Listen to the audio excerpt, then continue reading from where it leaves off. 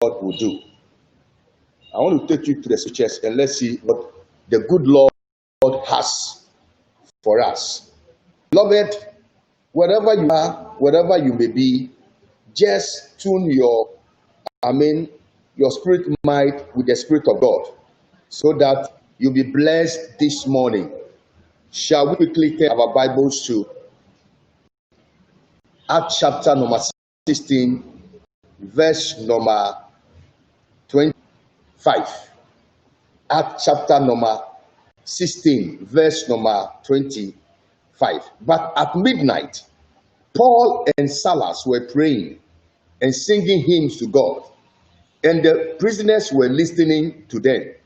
Let me read verse 26. And suddenly there was a great earthquake, so that the foundation of the prison were shaking, and immediately all the doors were opened and everyone's chains were loosed. Beloved, we all know what prayer means. Prayer is communication. Whenever we go to God, we communicate with God in prayers, and that is most paramount. You see, if you are a believer and you don't pray, then you are a powerless believer. A prayerless believer is the most powerless believer. If you want to be strong in the Lord, there's a need for you to cultivate a habit of prayer. Prayer is most important in the believer's life. You need to cultivate a habit of prayer. You need to seek the face of God. You need to go to the Holy of Holies where you obtain mercy and say, Abba, Father. Beloved, we need to pray. The Bible says, at midnight, Paul and Silas, they were praying, seeking the face of God. After they were beaten, spat on their faces. Yes, they threw them into the prison. And the Bible says, at midnight, yes, they were praying, seeking the face of God. Verse 26 said that suddenly an earthquake, yes, erupted. And when it erupted, the prison doors were opened by its own accord. Beloved, what prayer can do in the believer's life, yes, we can tell. When you cultivate a habit of prayer, yes, you are trying to induce your synergies to be at work for you. Beloved, listen to me very carefully. When you are able to cultivate a habit of prayer, when you are able to go to God, you do your quiet time, you seek the face of God. The Bible says, at midnight, they were preaching the gospel in the town. They were going to house to proclaim the good news. They were preaching, yes, the acceptable word of the Lord to the people in that town. And they were performing tangible, notable, and enviable miracles.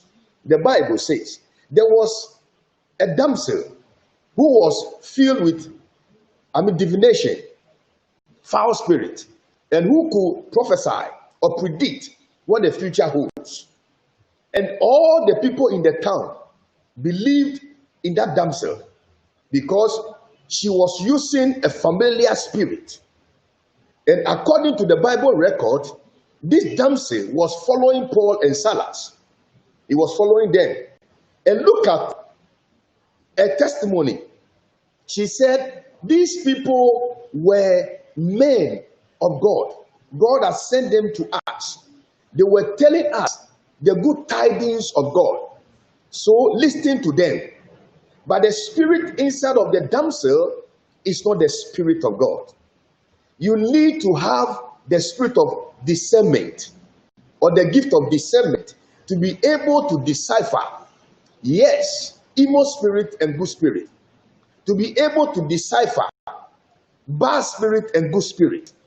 It is incumbent on us to develop, yes, in the realms of the spirit, so that we can decipher evil spirit when it's operating, and good spirit, when it's operating, when it is the Spirit of God, you will understand or you will know. And when it is the devil operating, you also understand that this is the works of the devil. Beloved, something happened. He followed Paul and Silas, and he prophesied that these people, he told the people in the town that these people were people coming from God.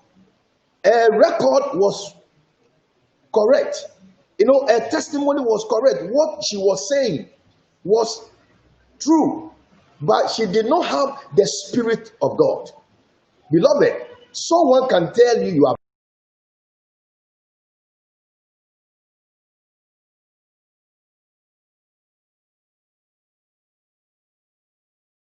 blessed, but what is God waves, the motives behind everything we taught. Beloved, if you follow them, and Paul